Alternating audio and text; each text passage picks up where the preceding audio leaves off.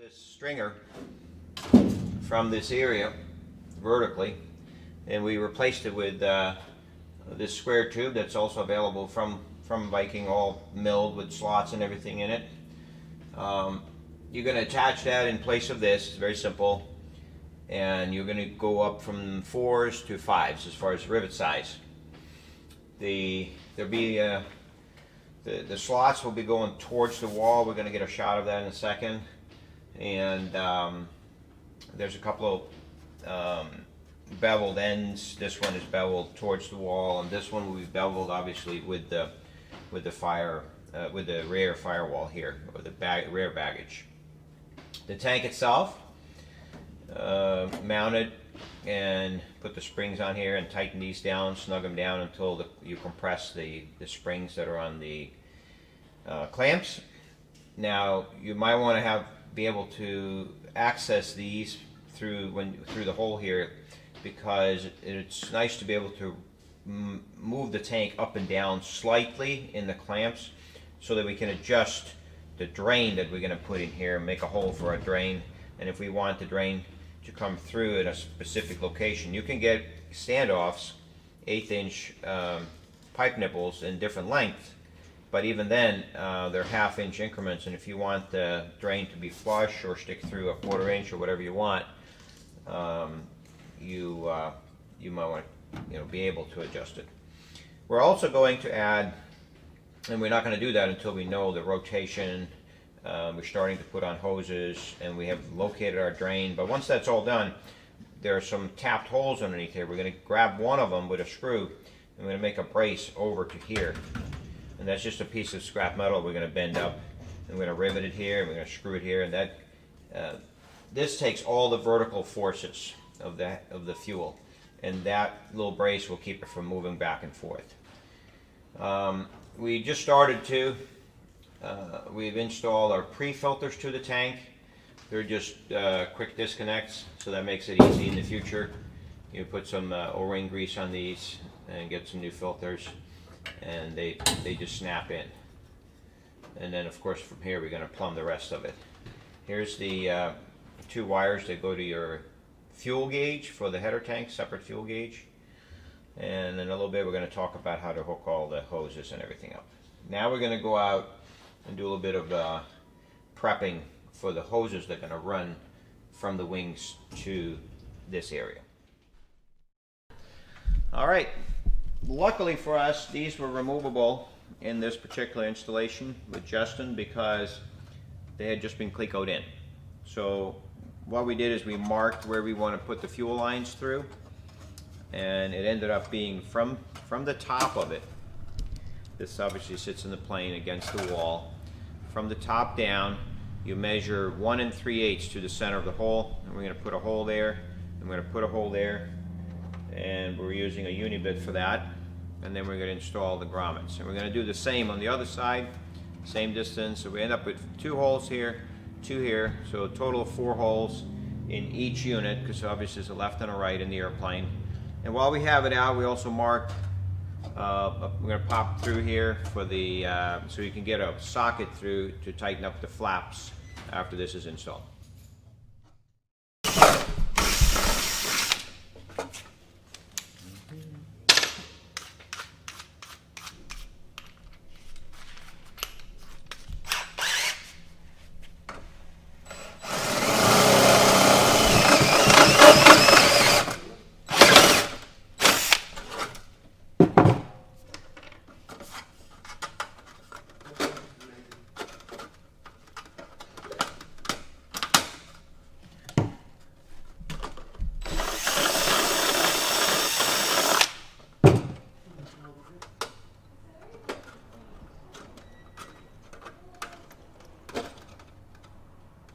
A little bit tight. And also, if we leave these out, it'll be easier to do the wooden block on the other side. Then we'll put it together.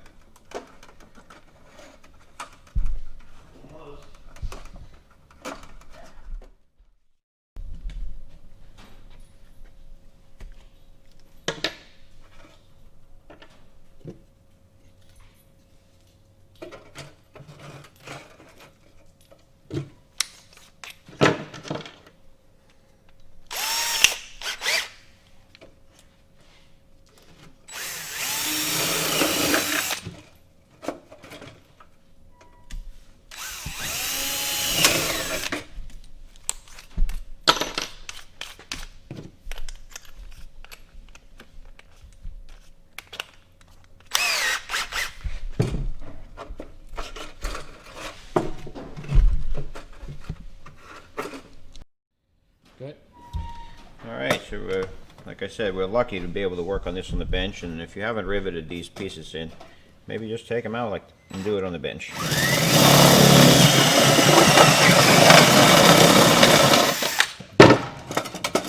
So we'll throw them, and then we're going to deburr them. Once we get done that, we'll just pop the grommets in.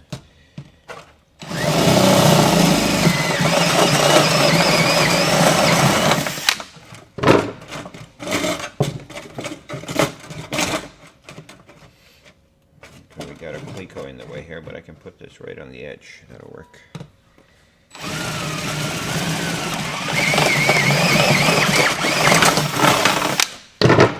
And then grab your deburring tool, run that around a couple of times, and then you're ready for your grommets. Pop those in. Make sure you get a nice tight holes, otherwise these things kind of just float around.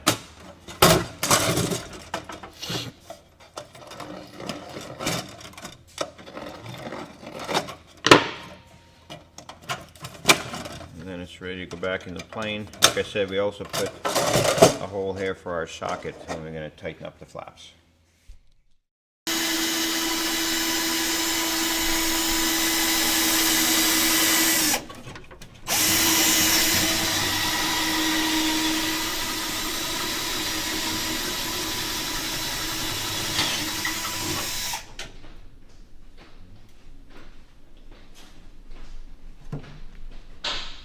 We now have gone one step further.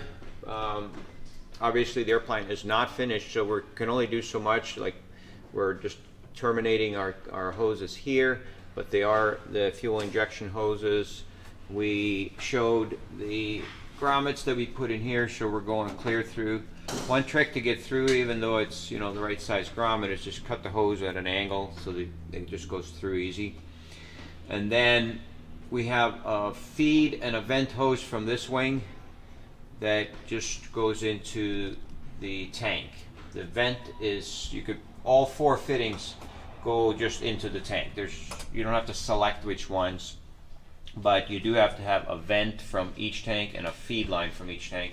The feed line, of course, having the fuel filter, and the vent line doesn't need a fuel filter. So we're all done with that. We just kind of temporarily hung the hoses up. They can be supported a little bit better once the baggage area and everything is finished. We've also installed the continuation of our fuel line that's going to go to the engine. And we did put some anti-chafing here because we have some rivets. Once we get the complete control system in and we swing it back and forth, we want to make sure that we stay clear of this, and if needed, tie it down even more. Then we put a grommet in back here, and we're just going to go back now to the check valve assembly and the high pressure filter. We're going to have that in this area right here.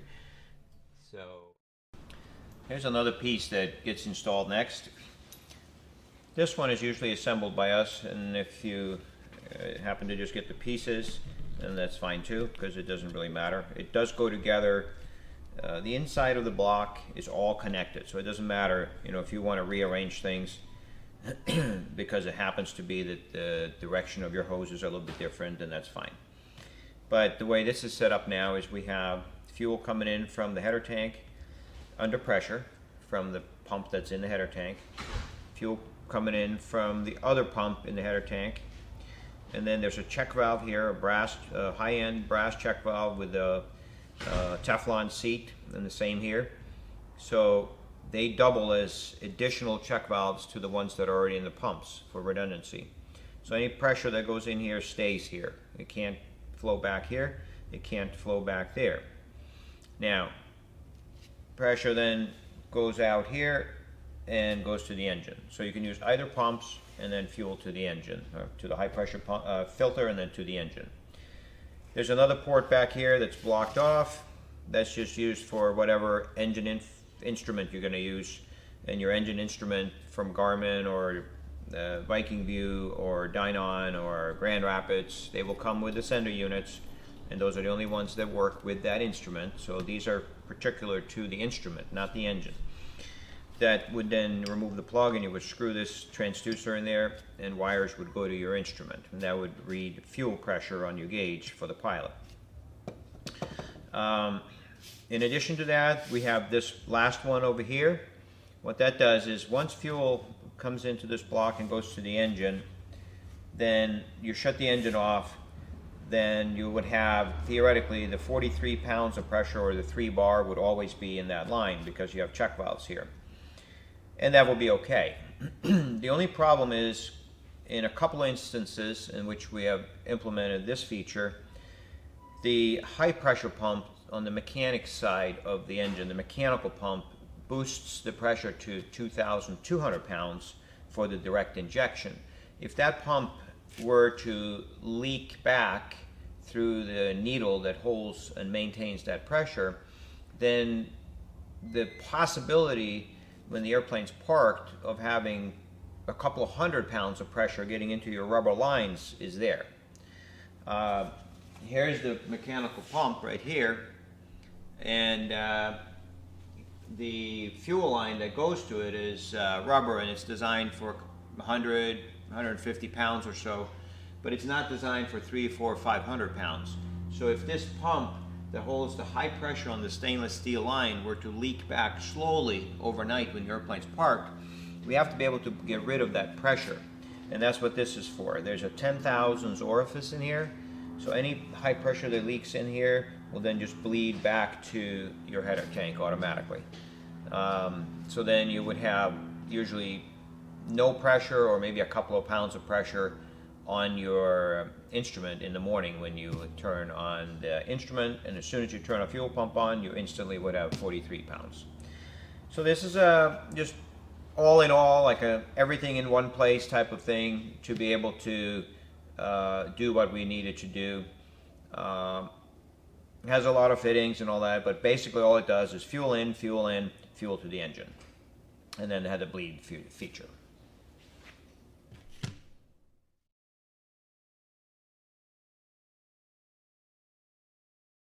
So we came through the bulkhead here, and we're going into the aft bay of the airplane that's accessible through the opening.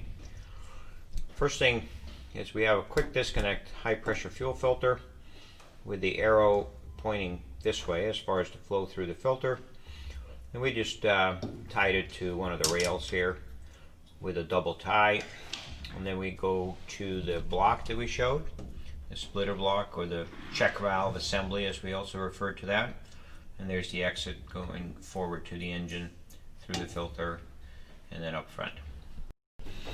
Okay, we explained the block on the bench over there. So now, as far as mounting it, you have 4 holes you can use. We ended up using some fairly long 1032 screws and standoffs, about 2 inches long. We got it up in the air a little bit.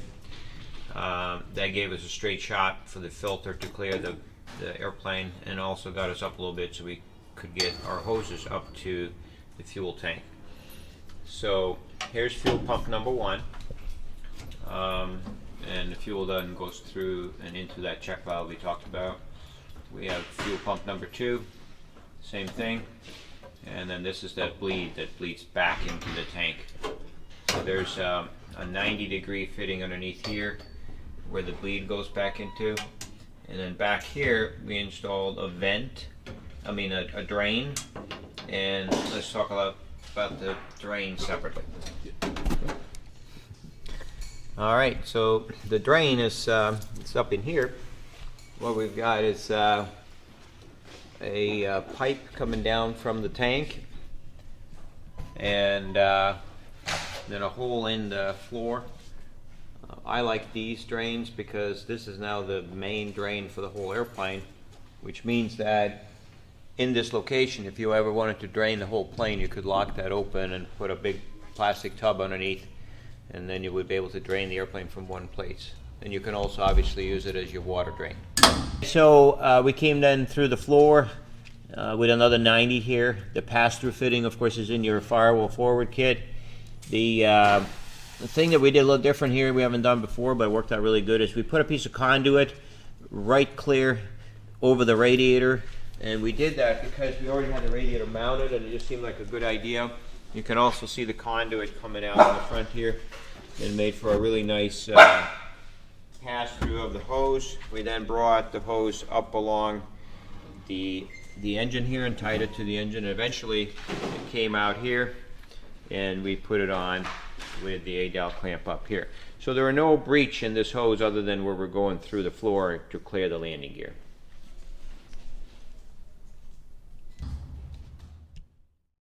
We'll wire up the fuel gauge.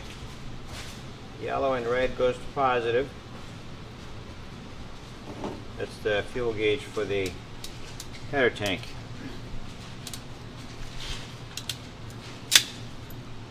We'll do that one first. Wiring is all about one baby step at a time. Makes it easy. Alright, so we're wiring the ground for the gauge. That's the black one. That's the fuel gauge used to measure the fuel left in the header tank. So that's going to go to our ground strip. There'll be one more ground, and that's from the sender, but we're going to do them separately. We've already wired the yellow and the red to our positive bus over here. So we've got the positive and we're doing the ground for the gauge. Right. Alright, so what we've got here is, first of all, this little pump is something that Viking is now sourcing and selling. And it's kind of a nice setup. You can plug it into 110 and it's good for gasoline. A lot of these pumps that you can buy are not for gasoline, they are for diesel and stuff. So get your Viking pump, and it's pretty nice. Comes with a little squirter and all that.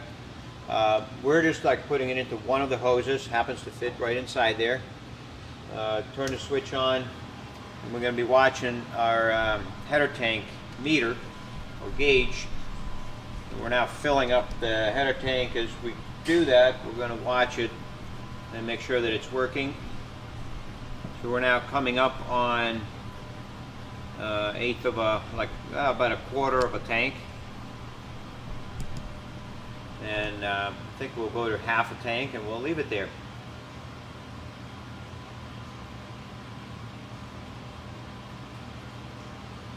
So the header tank is 2.5 gallons, and it has the pre-filters and vent lines. We went through the installation of that. Right now we're just filling it halfway full so we can take the airplane outside and run it. Alright, so we're going to talk a little bit about fuel tanks because it's directly related to feeding fuel to our aircraft engine, the Viking 130 or our other models. So I've seen a lot of different fuel cells or fuel tanks, and I do like what Zenith is doing. They have extremely lightweight tanks. They're not fiberglass, so you can put any kind of fuel in them without worrying about it eating into the resins. You don't put fuel in the wing, so you're not going to have a problem with a rivet leaking or sealing and kind of regooping the tank over the years and stuff. So if you ever had a leak, this is your tank. You just take it out, put a new one in. They're lightweight and they're nice. They do have two different kinds of fuel caps. This is the style that's used on the stall version of the airplane. It sticks up. It's a nice setup. It has two vent holes here, and it actually vents through the corners of these caps. And they have another style, which is a flush style. It's more of a plastic style cap. And those, when you install them, that's used on the cruiser as of right now. You have to make sure that you use, because the socket for the thing screws into the tank, and it's aluminum against aluminum. So there's been more than one instance where that ends up seizing, and once that happens, you can't get it back out. So there's a product called, it was always called Fuel Lube in the aviation business. It has different names now, but it's a lube, and we can show a picture of that in this video afterwards. And you'd want to put that on the threads as you screw it down in there for two reasons. One, it'll keep it from seizing, and also it'll keep fuel from being able to travel up through the threads and up on the top of your wing. So that's just a little bit about the tanks. Each tank is laid out fairly similar if you have a new style tank, where you have inboard, of course, outboard. You know, the tank obviously sits a little bit like this in the airplane. because the dihedral in the wing. And so you'll be fueling it at the outboard end, and fuel then kind of flows down this way. This will be the highest point in the tank, which makes logical then to have a vent for the fuel, but also to have a vent for anything else, and that's what we got right here. We have a vent port, and that's the one that you would use to vent you know, another tank, and in our case our header tank. So your header tank vent line would go here. Then the lowest point in the tank would be inboard, so that's where you would want to draw fuel to the header tank. And so we're going to look at that, and that's right here. There's a finger strainer that goes in here. It screws in. It has a kind of a cage on it to catch the big stuff. And then this would then go to the feed line that goes to our header tank. And in addition to this screen that you would put in here, you have the pre-filters prior to the header tank. And then on the low side of the tank also, you have the drain, and that would be either a poppet style drain or a turn and lock drain, or whatever you want to use. Here's one of those finger screens that comes in your Zenith kit that would screw in here. So that's basically the layout of the of the tank. Also, you want some way of measure fuel, or your fuel level in each tank, and that is explained in the directions. And I can't really remember the last time I installed one, so I don't know the details on that. That would be in your manual. But it has something to do with cutting a hole here and putting a float in that then goes up and down in the tank, and it gets sealed with the cork gasket. And some builders have had leaks there over the years, and they have decided to upgrade to maybe a more modern system. And that's something we're going to show as well in this video. This sender unit is the style that would be used for that. It's a vertical type of sender unit, obviously too long for this tank. It would be a 7-inch unit, but it represents the exact same thing. There are no float that goes up this way that might get caught on things. It's just this little flotation that goes vertical up and down on the stainless steel rod, and it then changes the resistance of these two wires that go to your gauge. And this is the most common. There's a lot of ohm readings of these sender units. This is the most common ohm reading for the universal gauges, so it fits with those. In order to be able to use this and not have to cut a hole in the side of your tank, we have a local welding shop, Jerry the welder we call him, expert welder. Woohoo! You got a plug, and you're also on film. Good. There you go. And so what we have are these machined pieces with an O-ring seal. That's also important that it has a seal that's not made from, you know, just RTV or gasket cement, or even cork will get brittle over time. So we have a Viton O-ring, and then this unit is installed, and then there are 5 Allen screws that hold that down. Now, we're going to have these flanges welded into this tank and show you what that looks like, but it's going to be over in this area, and there'll be a hole cut, and then it'll be TIG welded in. And as you can tell, this is paper. It's not easy, but it's different to weld an edge seam like this than it is to weld on this.